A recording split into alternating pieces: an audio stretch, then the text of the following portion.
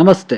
ಚಲನಚಿತ್ರ ಕ್ಷೇತ್ರದಲ್ಲಿ ಅತ್ಯುನ್ನತವಾದಂತಹ ಪ್ರಶಸ್ತಿ ಅಂತಂತಂದ್ರೆ ಆಸ್ಕರ್ ಪ್ರಶಸ್ತಿ. ನಾವು ಇವತ್ತು ಸಾವಿರಗಟ್ಟಲೆ ಸಿನಿಮಾಗಳನ್ನು ನಿರ್ಮಾಣ ಮಾಡ್ತಿದ್ರು ಕೂಡ ಆಸ್ಕರ್ ಕಣದಲ್ಲಿ ಗಣನೀಯ ಸಾಧನೆಯನ್ನು ಮಾಡೋದಕ್ಕೆ ಸಾಧ್ಯವಾಗ್ತಾ ಇಲ್ಲ. ಆದರೆ ಡಾಕ್ಯುಮೆಂಟರಿ ಶಾರ್ಟ್ ಕ್ಯಾಟಗರಿಯಲ್ಲಿ ನಾವು 3 ಆಸ್ಕರ್ ಪ್ರಶಸ್ತಿಗಳನ್ನು ಗೆದ್ದಿದ್ದೀವಿ. ಸ್ಮೈಲ್ ಪಿಂಕಿ 2009ರಲ್ಲಿ ಅತ್ಯುತ್ತಮ ಡಾಕ್ಯುಮೆಂಟರಿ ಶಾರ್ಟ್ ಪ್ರಶಸ್ತಿಯನ್ನ ತನ್ನದಾಗಿಸಿಕೊಂಡಂತಹ ಕಿರುಚಿತ್ರ ಇದು. ಮೇಗನ್ ಮೈಲನ್ ಅನ್ನೋರು ಈ ಚಿತ್ರವನ್ನ ನಿರ್ದೇಶನ ಮಾಡಿದ್ರು. ಇದರ ಅವಧಿ 39 ನಿಮಿಷಗಳು. ಉತ್ತರ ಪ್ರದೇಶದ ಪಿಂಕಿ ಅನ್ನುವ ಬಾಲಕಿಗೆ ಕ್ಲೆಫ್ಟ್ ಲಿಪ್ ಸಮಸ್ಯೆ ಅಂದ್ರೆ ಸೀಳು ತುಟಿ ಅಂತ ಹೇಳ್ತೀವಿ.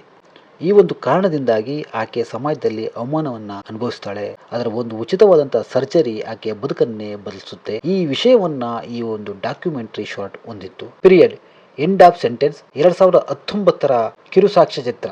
ರಾಯ್ಕಾ ಜಹಾಬ್ಜಿ ಅನ್ನೋರು ಈ ಚಿತ್ರವನ್ನ ನಿರ್ದೇಶನ ಮಾಡಿದ್ರು. 26 ನಿಮಿಷಗಳ ಕಿರು ಸಾಕ್ಷ್ಯ ಚಿತ್ರ ಇದು. ನೈಸರ್ಗಿಕ ಪ್ರಕ್ರಿಯೆಯಾದಂತಹ ಮುಟ್ಟಿನ ತೊಂದರೆಯನ್ನ ಗ್ರಾಮೀಣ ಪ್ರದೇಶದಲ್ಲಿ ಬೇರೆಯದೇ ಆದ ರೀತಿಯಲ್ಲಿ ನೋಡಲಾಗುತ್ತೆ. ಉತ್ತರ ಪ್ರದೇಶದಲ್ಲಿ ಮಹಿಳೆಯರ ಸ್ಯಾನಿಟರಿ ಪ್ಯಾಡ್ ಮೆಷಿನ್ ಅನ್ನ ಆರಂಭಿಸುವ ಒಂದು ಪಯಣದ ಸಾಕ್ಷ್ಯಚಿತ್ರ ಇದು. ಸೂಕ್ಷ್ಮವಾದ ಮತ್ತು ಅಷ್ಟೇ ಅಗತ್ಯವಾದಂತಹ ಒಂದು ವಿಷಯದ ಬಗ್ಗೆ ಬೆಳಕು ಚೆಲ್ಲುವಂತಹ ಸಾಕ್ಷ್ಯಚಿತ್ರ ಇದು.